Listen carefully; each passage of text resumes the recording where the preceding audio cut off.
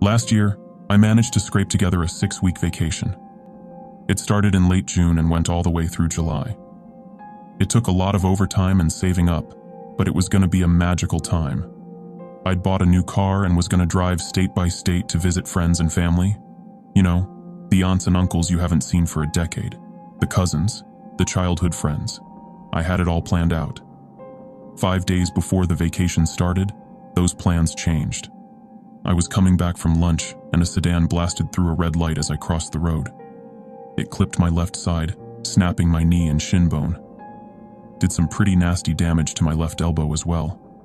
So, all my packed bags were abandoned in the hall, and my new car was left to collect pollen dust in the driveway. It took me an entire afternoon just to call everyone and cancel on them, one by one. Maybe next year, right? So my magical summer was turned into an involuntary staycation. I live in a townhouse, great location, about a 10-minute walk off Main Street. The house is split into 3 parts, each one a separate space. I lived on the top floor. 3 rooms and a kitchen. Not much, but spacey. There's an identical setup for the space on the ground floor, but that place hasn't been rented out in 2 years. The townhouse is constructed in a way that the various floors are independent of one another and have their own entrances, making it a sort of apartment complex in a way. There's also a smaller space in the basement. 1 room, 1 kitchen, a bathroom. It was supposed to be used as a temporary space for the landlord's kid, but they found some serious water damage and had to do some work on it. They figured they might as well do some touch-up on the plumbing as well. All this work, of course, coincided with my staycation. So not only was I supposed to stay at home for weeks on end, but I also had to do so to the sound of constant machines, jackhammers, concrete saws, cars going in and out of the driveway all day long. After just 1 day, I could tell exactly what sound came from what machine. We also have this security system. If the door has been closed more than 10 minutes, it locks up, and you have to input a code to get the warning beep to stop. That warning beep went off at least 2 times every hour. I could hear that goddamned beeping in my nightmares. I tried to make it work. I got some ear protectors and tried to stream some shows with subtitles, but I could still feel the shaking. Temperatures were just south of 100 degrees, but I couldn't open the windows, or the construction sound would just get amplified. So, I was stuck inside, in complete and absolute misery, with nothing but this droning machine torture as company for weeks on end. All the while, I could see my packed bags waiting for me by the door with nowhere to go. I could barely move. With some effort, I could make it to the bathroom, kitchen, and then back to bed. I had a friend of mine come by with some groceries about every 3rd day, but most of the time I was on my own. I would count the minutes until the repairman clocked out. That was my only time of day to get some actual rest, and to watch something with the sound on. It was one of those nights when I was up rewatching The Sopranos, when I heard yet another car come up the driveway. It was somewhere around 11 p.m. As soon as I heard that grating motor, I got this Pavlovian response to cover my ears. It was just a car, but after living through nothing but construction noises all day, I couldn't bear the thought of the slightest inconvenience in the after hours. I hobbled over to my window, ready to get into a scream fest. If I heard a single bang of a hammer, I'd be filing a noise complaint. I was on edge, and frankly, exhausted. Just standing up, even with a cast, felt like having glass shuffled around inside my broken leg. And the itching. Gotta ignore the itching. But when I got to the window, I saw something I wasn't prepared for. One of the repairmen had brought his private pickup. He'd brought his teenage son along. Together, they started unloading what looked to be about 20 pounds of planting soil, a box of candles, and about a dozen of arm-length lead pipes. I was dumbfounded. I'd been readying myself to get into a screaming match, but now I was just confused. They went into the basement in waves, carrying everything inside. Then they just stayed down there for some time. At least 2 hours, maybe more. I watched them as they left. They seemed excited. The son was moving back and forth, making wild gestures, and the dad kept smiling and nodding. When they drove away, they turned up the music and kept the windows rolled down. They were having a little party of their own. The next day, no one showed up. It was a Wednesday, and they should have been there, but no one came. All the tools were left outside. They were far from done. The driveway was a mess, and there was plenty of work to be done. Still, I couldn't complain about having a quiet afternoon for the first time in literal weeks. I spent the day without my ear protectors, re-watching all the Jurassic Park movies. That night, 2 cars pulled into the driveway. The guy with the pickup from the previous night, and an old mud-colored sedan. 4 people in total, none of which I recognized. 2 guys, 2 women, all of them somewhere in their 40s and 50s. I couldn't see what they brought, but it was entire bags and boxes full of stuff. The only thing I could recognize was a handful of royal blue plastic tarps and rope. They were down there for hours. I hobbled over to my front door to listen to what they were doing, but all I could hear was speech and a little cheer every now and then.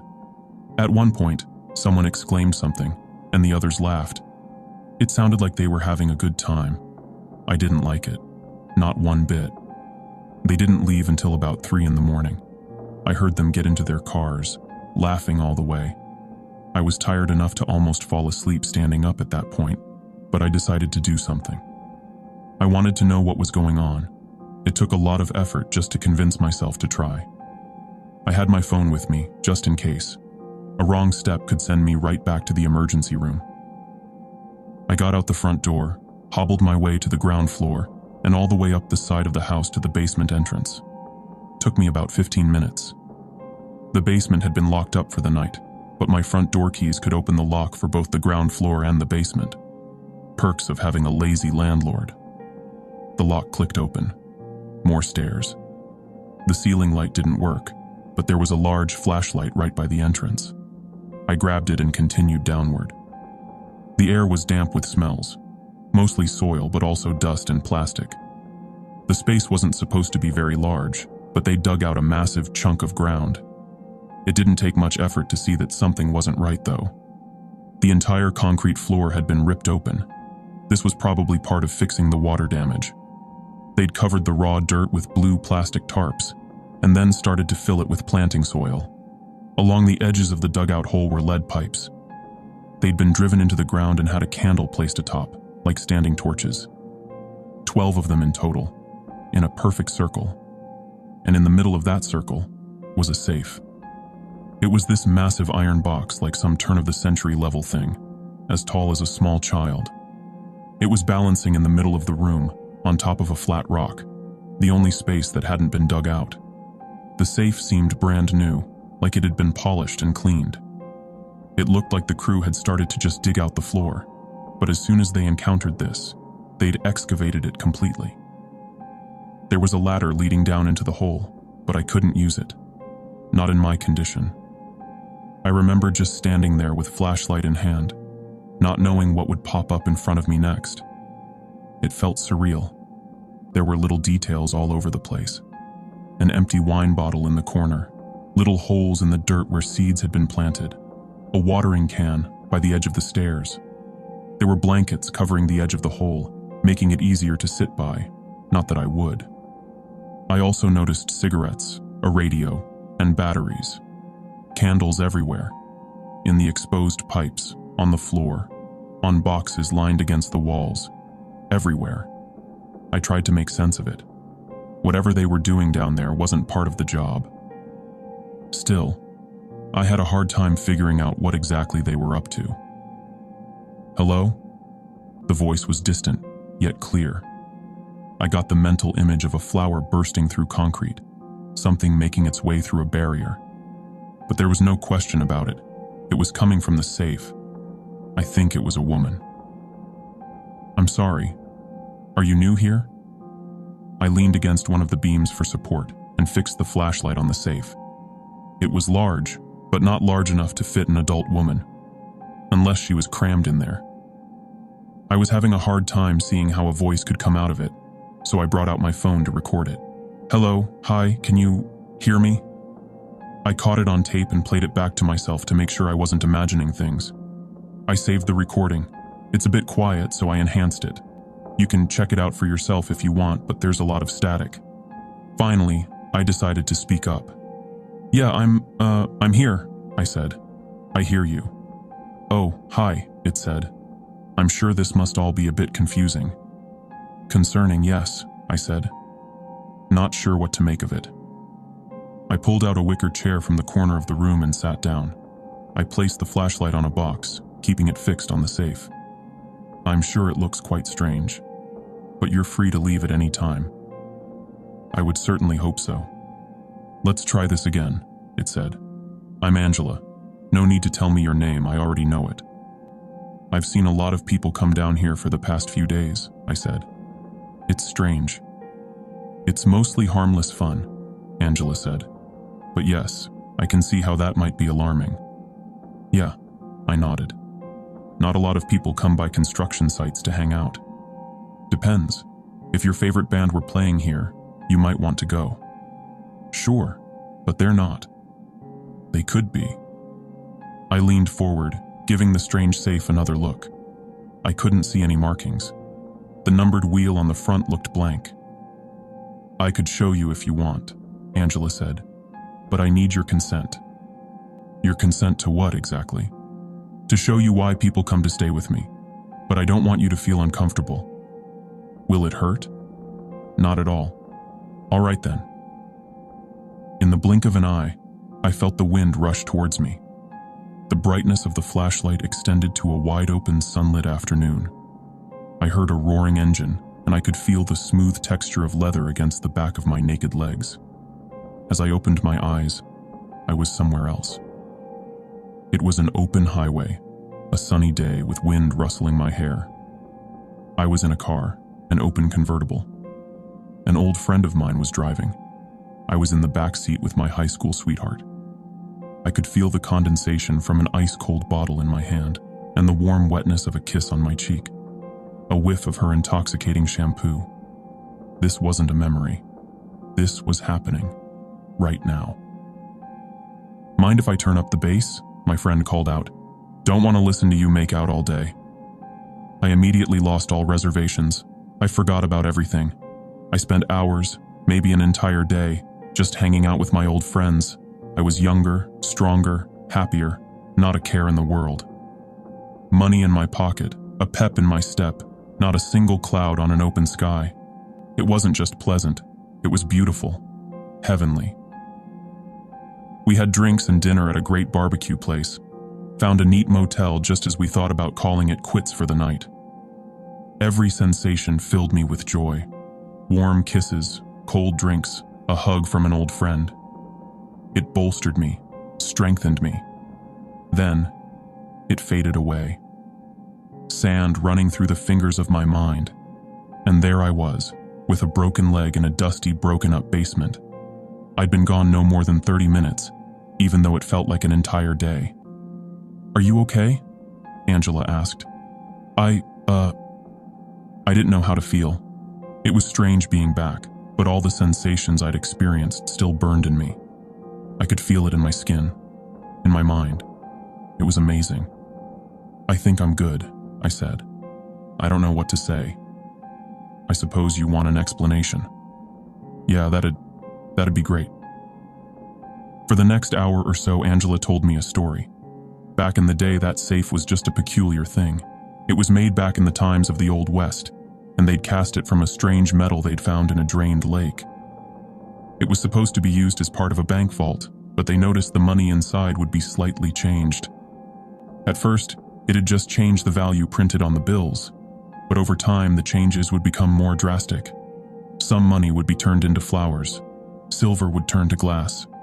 There were seemingly no rules except that things would change.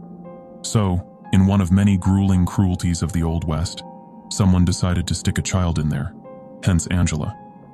Ever since, the safe has been closed. Not even Angela can open it. She grew up in a space where there was no need for nourishment, sleep, or breathing. All she knew was the darkness of that alien box, keeping her in some kind of suspended animation. I've dreamt about the outside, she said. I've dreamt about it for so long. Can't we just let you out? It won't open, it can't. And even if it did, I'm pretty sure that'd kill me. So, you're just stuck in there forever? It's not all bad, she said. I can go wherever, be whoever I want. The only world I've ever known is the one where you close your eyes and just live. And I can share that experience with you. My friends on the outside. I mean, I've never experienced something like that, I admitted. But this seems incredible. Shouldn't we call someone? Do something? I suppose you could, she said. Maybe the police, or your landlord, maybe a great scientist. But who's to say they won't put me somewhere bad or use me for something sinister? How do you know I won't do that? I said. I'm not better than anyone else. I'm a pretty good judge of character, said Angela. And I think the two of us will get along just fine. We chatted for another 30 minutes. Just small talk about everyday life. My job, my relationships, my dreams and hopes. She was very curious and supportive. When I finally had to leave to get some sleep, I couldn't help but long to be back. But before I left, Angela stopped me. Next time, won't you bring me something? She said. It feels good when things change. That's why they bring things here. A poster, maybe some crayons to draw on the walls. Why? I asked. The safe. It needs things to change. If they don't, it sort of lulls itself to sleep, bringing me along. So you need an offering? No, nothing like that. Nothing dramatic. Just something that changes this space, makes it look different or feel different. I'll think about it. The following day, the construction noises were back with a vengeance. Louder, seemingly random and nonstop. They'd brought in not only concrete saws and jackhammers, but also a small wood chipper. I was exhausted from the previous night and spent most of the day just trying to keep my eyes shut. But there was something else as well. I didn't want to get up. I wanted to stay in bed and dream myself back to that impossible day. The wind in my hair, the open road. All worries so far behind we couldn't see them in the rearview mirror.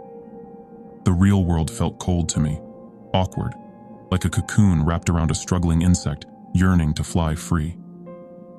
That night, I skipped dinner and went straight for the basement. I was halfway out the door when I stopped to consider Angela's wish, that I'd bring something. I considered skipping it, but there was that tiny part of me that feared that if I did, she might not show me that magical space again. But if I did, I was subjecting myself to her wish. Then again, it was up to me. I could make my own choices. I decided to bring her an empty flower pot. The plant in it had long since died, and I didn't have a use for it anyway. She seemed to like flowers and dirt, so why the hell not? But the basement door was already open. This time I wasn't alone. There were 2 repairmen down there, along with 3 random strangers. All the candles were lit, casting a warm light across the room, making the shadows dance on the walls.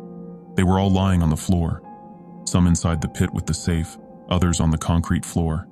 They looked like they were sleeping, twitching, grunting a word every now and then, little chuckles, sighs of relaxation, like the strangest slumber party I'd ever seen. The wicker chair I'd sat in the previous night was waiting for me. "I'm glad you came back," said Angela. "Thank you for the gift. I figured you'd like it, seeing as you have potting soil and all that." I looked around. Standing among these restless strangers felt wrong. They looked too happy, too content. I felt like the only sober guy at a party. "Why do you do this?" I asked. "What's in it for you?" "I get to live it with you," Angela said. "And I can't do it alone." "But what's the point?" I asked. "It's all fake." "What's the point of any experience in the end?" she asked. "It all goes away with us." "Sure, but with that point of view nothing matters. So let's make the best of it while we can." "Wait!" The blink of an eye. A sunset beach on a tropical island. Palm trees swaying in a warm breeze. Children playing in the water. Distant strumming on a guitar and the thumping bass of a party. Freshly cut honeydew melon on a platter to my right, and an entire night of possibilities ahead of me. "Angela," I said out loud, we should talk about this." I knew I wasn't really there. That strange sensation in my stomach was still bothering me, telling me that this was all wrong, unnatural. But being there, in that moment, I couldn't discern it from reality. This was Angela's dream for me, and she wanted me to be happy. I was already there. Why shouldn't I indulge? Over the next few days, I started to get to know the other people going down there. Some were part of the construction crew. Others were their friends and family. Some went down to spend time with people that had passed. Others were living out dreams of long-lost love or missed opportunities. This one guy was obsessed with a TV show, and Angela helped him live out his dream of being part of the cast. There were about 12 people overall, and I got to know some of them pretty well. The amount of time we spent with Angela changed from day to day. Some experiences could last for days on end, while only spending hours in the real world. My longest time was about 3 days, while only taking about 2 hours of real time. I was the VIP on a Caribbean cruise, being pinballed between an open bar, smiling faces, and never-ending comfort. And once I stepped out, the others were there for the come-down. We shared our experiences, had a few cups of coffee, and went on with our day. Some wouldn't leave though, some would stay there. I lost track of time, overall. I missed doctor's appointments, checkups, follow-ups, all of it. I stopped taking calls, and I forgot to give my friend money for groceries. I started having trouble discerning my real needs from the comfort of dreaming. I only ate and slept, because my come-downs would get worse if I didn't. That moment where you come back to your body can be devastating if you're hungry, tired, and thirsty. That's why some brought wine. It was easier to come back if you were a bit buzzed. I was involved with this group for about 4 weeks in total. It felt like a lot longer, since every time we went along with Angela would feel like a day, or several, in and of itself. I went on countless adventures, to the point where I started to dissociate with my body. I'd forget about all my needs and wants. Like, what's the point of changing your shirt if you're only going to be awake in this body for another 6 hours or so? It kind of felt like putting on a 3-piece suit before heading to bed. Now, my leg was still broken. I had people come by to help me downstairs, and the lot of us had fixed up that space pretty well. We'd hung lights along the walls, colored the concrete floor with crayons, and watered the sprouting flowers growing from the pots and soil. I don't quite know what they were supposed to be, but it was called Helianthus cerulea. Apparently it was Angela's favorite. We'd made that space our own. Then there was that one night. There were 26 of us in total, all gathered in that basement. I sat in my wicker chair. Others were spread out all across the room. There was this sense of anticipation in the air, like charged static. We could feel tonight was going to be special. And finally, her voice came through. "Oh, isn't this something?" laughed Angela. "So many friends. Thank you for this. This confidence. I don't deserve you." Some laughed, some just smiled. There was a young couple leaning against one another in the corner, raising a drink towards the safe. Good vibes all around. "Tonight I want to meet you all, there, on the other side. Is that okay with you?" A cheer rose from the crowd. Of course it was okay. We loved Angela. We were dying to see her. "You're all too kind. Sweet dreams, my love." As I exhaled and closed my eyes, something unfamiliar blanketed my mind. And when I opened my eyes, I was somewhere I'd never been before. I was looking down at my naked feet, buried into black sand. My legs were glazed with the light from a red sun setting over a white horizon. A dark, endless ocean spread out in front of me. The others were there as well. Some looked younger or healthier, but we were all there, our best selves, relieved of worry and pain. "It's different," someone said. "We're really here. We're all really here." Some cheered. A couple of girls were dancing by the water. The young couple was making out, rolling around in the sand. I just stood there taking in the magnificent view. Closing my eyes, my real life felt like the dream. This was the actual me, dreaming that I was a miserable office drone with a broken leg. A hand brushed against my shoulder. "I'm glad you're here," Angela whispered. I looked up at her. Angela was 7 feet tall. It's hard to describe her. She was sort of devoid of color. Not white, not black, just uncolored. No hair, no scars. Neither man nor woman. She looked like a quasi-person who hadn't yet decided on what to be. She had no facial expression. Her eyes had no color. And the strangest detail was her hands. She had no fingernails. I could imagine her looking down on me with benevolence, but at that moment, there was nothing. No matter what I imagined, I could tell there was nothing there. She gave me a pat on the back and turned to the others. "Tonight you don't have to leave," she said. "You can stay as long as you want. You can go wherever you want. You can go together, alone, or as a group. There are no restrictions. Your generous gifts and your confidence in me have realized my full potential." She dove into the water. We followed her. Others crowded ahead of me, eager to follow her into the deep. I lagged behind. "Let's go for a swim together," she said, "to distant shores and untold lands beyond." My leg hurts. There was this uncomfortable nerve pinch shooting up the side of my body. I looked down. I could feel the water pooling around my feet. I was perfectly fine, but I could still feel the pain, the real pain. Looking back up, some people were gone. I tried to find the young couple. The girls who'd been playing by the water. Counting heads, I only saw 19 of us. Had some of them gone ahead?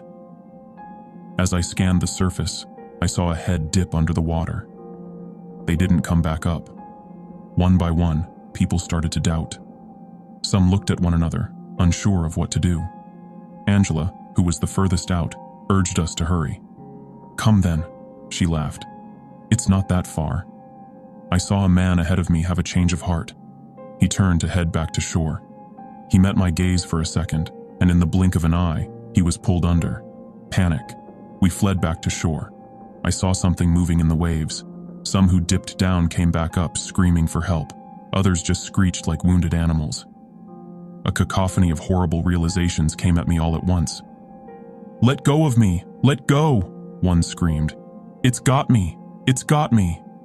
Please, please, no!" As soon as something cold touched my toe, I flinched, and for a moment the spell was broken.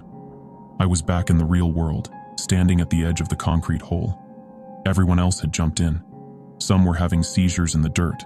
Others had stopped breathing. I saw a young man with a broken neck. I had been putting weight on my wounded leg, which had distracted me from jumping in myself. I'd been compelled, but that tiny bit of pain had kept me grounded. The safe was slightly ajar, and something was emerging from within. Then I was back on that beach. White algae were spreading across the black sand like sickly veins. I saw one man being dragged into the deep, no matter how hard he dug his hands into the sand. There were only a few of us left. "Just a little further," said Angela. "You're almost there." Her voice boomed across the horizon. I tried to run, but I couldn't. My leg hurt too much, but I clung to that pain. I let it radiate through me. I listened to it, and I let it pull me back to what was actually happening. Reality. That spiking ache enveloped me, and I opened my tired eyes. Something let go of my arm as I pulled my way back from the edge of the hole. There were only a handful of bodies left. A colorless arm emerged from the safe, grabbing a middle-aged man by the leg. It started pulling him back. "It's not too late," said Angela, her voice much clearer now. "You can still come with us." "What the fuck are you doing to these people?" I asked. "What is this?" "They're coming with me," she said. "We're going away. You're killing them. You're killing us. With your consent." The body of the middle-aged man snapped and twitched as it was forced into the safe. It reminded me of a snake with an unhinged jaw, devouring its prey whole. Something grabbed my healthy leg and pulled me forward. I tumbled into the pit, right next to the safe. From there, in that angle, it looked enormous. My heart pounded, trying to leap out of my chest. This wasn't a well-meaning dream fairy. This was a goddamned predator. I don't want this." "You said you did. You don't have my consent. I say no, no. You don't want this?" "No, I want to go, right now. There was a moment of consideration. The safe was left slightly ajar. Angela took a deep breath.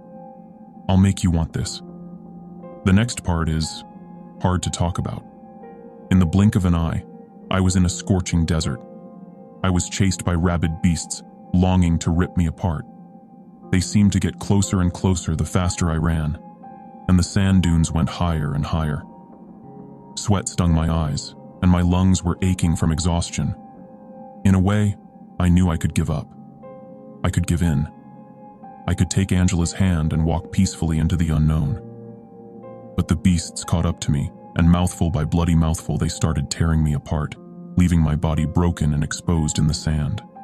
My throat struggling to breathe, I could feel myself slipping in and out of consciousness. "Tell me when you're ready to go," Angela whispered, brushing my hair. "Just take my hand." I wanted to, but I could still feel my broken leg. This wasn't real. Over what felt like weeks, maybe months, I was tortured. I was shot, drowned, eaten, burned, dismembered. All of it. The worst was when she put me someplace where I knew it'd happen eventually, but not immediately. Or when it could happen at any time, but I didn't know when. I had everything I loved destroyed in front of me. Every dream turned nightmare. I was back in that car, with the wind rushing through my hair, and my high school sweetheart punctured my eyes with her teeth. I was eaten alive by family and friends. I was buried alive, hearing people dance on my grave through rotting ears. All my screams went unheard, and all my tears meant nothing. This would never end. This would never stop. A never-ending parade of misery, and no matter how much I screamed, cried, or begged, it didn't matter. I had to submit. I had to give her my consent. I had to, or this would keep going. But I held on to my pain. The real pain. I knew that somewhere out there was the actual world, with real horrors and real experiences, where dreams were just dreams. At some point, I woke up in an ambulance, an oxygen mask chafing against my nose. I could smell blood. I couldn't move my arms, and there was a strange tingle in my fingertips. A deafening siren pounding my ears. "He's coming too," someone called out. "Sir? Sir?" I remember looking into the eyes of a young man standing next to me. He was trying to check my pulse. "My leg," I said. "It hurts. It really, really hurts." And it did. It really did hurt. For real. One of the other contractors had been wondering what was going on. People had stopped answering his calls. He'd come around to check on the place only to find me, alone, unconscious in the basement. He'd called an ambulance. Apparently, he didn't stay long enough to listen to Angela, or maybe she was busy talking to me. They pulled me out and took me to the hospital. I fell in and out of consciousness all the way through. Meanwhile, repairs resumed. The first thing they did was fill in the floor. No one told me what happened to the safe. As it turns out, I was in Angela's world for 3 actual days. There were some inquiries about people going missing, but apparently it isn't as uncommon as one would think. My episode was attributed to an overdose on painkillers. The others, well, there wasn't one single explanation. I tried talking to people about it, but it was hard to make them listen. I'm writing this to remind myself that what I experienced was real. I can't talk to anyone about it, since anyone involved is, well, gone. I've since moved to an apartment instead, and my leg is all better. And the further I get from that day, that summer, the more it feels like an impossibility. But I know it happened. I know it did. I think what saved me in the end was getting away from that place. But still, in my heart of hearts, I have to admit, I want to go back. Maybe if I'd followed her, everything would have been okay. And maybe it wouldn't be.